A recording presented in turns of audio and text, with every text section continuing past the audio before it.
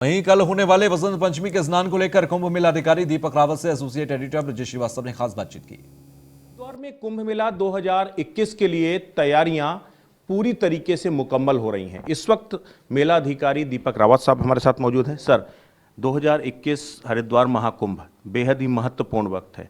यहाँ पर चूंकि कोविड गाइडलाइंस की बदौलत कई चीज़ें ऐसी हैं जो कुछ प्रॉब्लम्स भी क्रिएट हो रही हैं, कई चीज़ें ऐसी हैं जिस पर खास ख्याल रखना पड़ रहा है।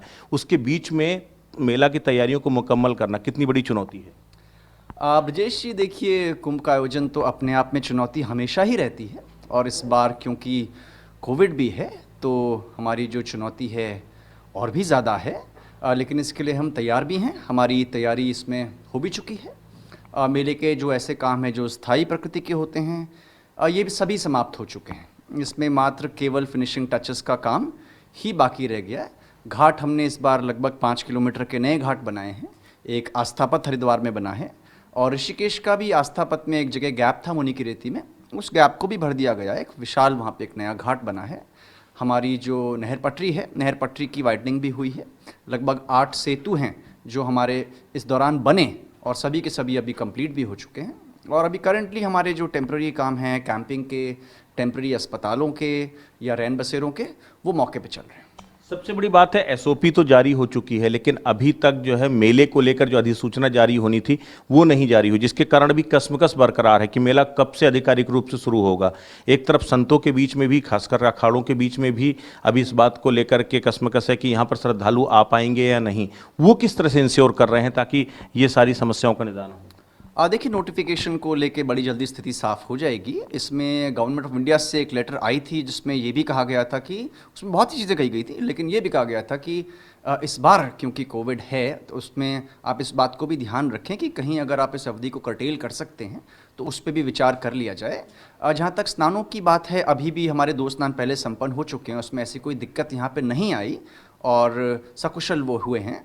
और आगे के भी जो हमारे स्नान हैं उसमें जो हमें फैसिलिटीज़ हमारे जो मेलार्थी हैं, श्रद्धालुगणों को देनी है, वो सब फैसिलिटीज़ हम लोग बना रहे हैं। इसमें विशेषकर आपके टॉयलेट्स हैं, इसमें रैन बसेरे हैं, हमारे बस अड्डे हैं। कोविड के मद्देनज़र इस बार हम बड़ी संख्या में हैंड सैनिटाइज़र्स, फ्री मास्क का वितरण, इसके अलावा घाटों का सैनिटाइजेशन, इस पे विशेष जोर है। सर, जोशीमठ में आई आपदा के बाद एक और चुनौती है कि गंगा का जल स्तर में अचानक इजाफा ना हो स्नान के दौरान, क्योंकि बसंत पंचमी का भी स्नान, इसके बाद भी आगे स्नान आ रहे हैं, तो उसके लिए क्या कुछ खास तैयारियां की है?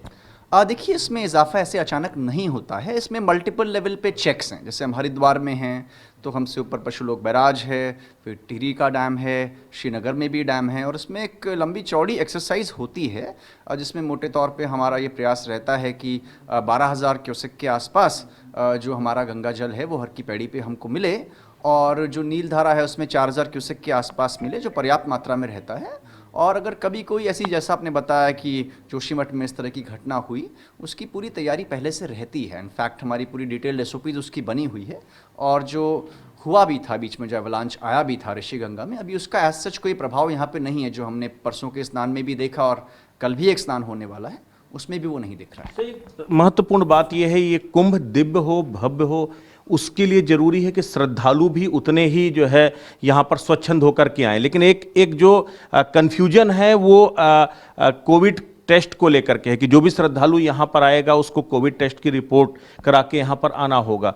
क्या उस तरह के कोई इंतजामात यहाँ भी किए गए हैं कि अगर कोई श्रद्धालु, चूंकि बहुत सारे रूरल बेल्ट से यहाँ पर श्रद्धालु आते हैं, अगर कोई अपने साथ कोविड की रिपोर्ट नहीं लाता तो क्या आप लोग रैंडम कोई टेस्टिंग का कुछ इस तरह के इंतजामात कर रहे हैं श्रद्धालुओं के लिए? देखिए, हमारी ओर से ये स्पष्ट निर्देश है। मैं चाहता हूँ आपके माध्यम से भी ये बात चली जाए कि जो हमारा पोर्टल होगा कुंभ मेले का, उसमें आपको रजिस्ट्रेशन अनिवार्य होगा और RT-PCR नेगेटिव जो 72 घंटे पहले का है वो साथ में आपको लाना होगा।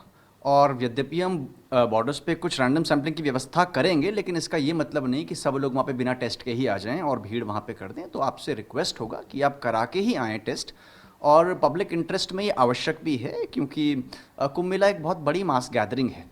उसमें किसी भी तरीके से ये ना हो कि ये जो आयोजन है एक स्प्रेडर इवेंट के तौर पे सामने आए। तो ये एहतियात ज़रूरी है, मेले के हित में ज़रूरी है, मेलार्थियों के हित में ज़रूरी है और पब्लिक सेफ्टी के लिए बहुत आवश्यक है। क्या लगता है जिस तरीके से एक तो पूरा जो ये तैयारी का समय था ये काफ़ी हद तक बाधित हुआ, चाहे लॉकडाउन की वजह से हो या बाकी दूसरी समस्याओं की बदौलत, आप लोग समय से खास करके अगर 11 मार्च में पहला शाही स्नान है, अब तो आगे अधिसूचना आएगी कब से आप लोग ऑफिशियली मेला शुरू कर रहे हैं, लेकिन आप लोगों के लिहाज से आपको लगता है कि आप लोग किसी भी वक्त अगर आपकी अधिसूचना आ जाती है तो आप मेले को शुरू करने के लिए तैयार हैं? देखिए, परमानेंट वर्क्स तो हमारे समाप्त हो ही चुके हैं। जहाँ तक घाटों की बात है या सड़कों की बात है, ब्रिजेस की बात है, इसमें तो किसी प्रकार की कोई दिक्कत नहीं है। हमारे लगभग 11,000 टॉयलेट्स लगने हैं, उसमें से हम लोग 5,000 के आसपास लगा चुके हैं और वो भी हम फरवरी 27 से पहले सारे मौके पे इंस्टॉल कर देंगे, तो ऐसी कोई दिक्कत नहीं है। तो ये कुंभ दिव्य और भव्य उसी तरीके से होगा जैसे इससे पहले होते रहे हैं? देखिए, मैं तुलनाएं कभी भी नहीं करना चाहता हूं और हर इवेंट अपने आप में यूनिक होता है। अब आप बोलें कि 2021-10 की तरह होगा या 2021-19 की तरह होगा, ये इस तरह के प्रश्न मैं समझता हूं कि इसलिए उचित नहीं है कि हर इवेंट अपने आप यूनिक होता है और यूनिक परिस्थितियों में होता है, और उसकी जो यूनिकनेस है, उसकी जो खास बात है, उसको हमें रिस्पेक्ट भी करना चाहिए। Thank you so much. तो बिल्कुल ये थे मेलाधिकारी दीपक रावत साहब, जिन्होंने साफ तौर पर कहा कि जो तैयारियां हैं, खास करके जो इंफ्रास्ट्रक्चर के लेवल से जो तैयारियां हैं वो हम लगभग पूरी तरीके से मुकम्मल कर चुके हैं, और जो बाकी बची हुए जो काम हैं उनको भी हम फरवरी के महीने में ही पूरा कर लेंगे और ये कुंभ पूरी तरीके से दिव्य और भव्य होगा। वीडियो जर्नलिस्ट अतुल के साथ ब्रजेश श्रीवास्तव, न्यूज़ 1 इंडिया, हरिद्वार।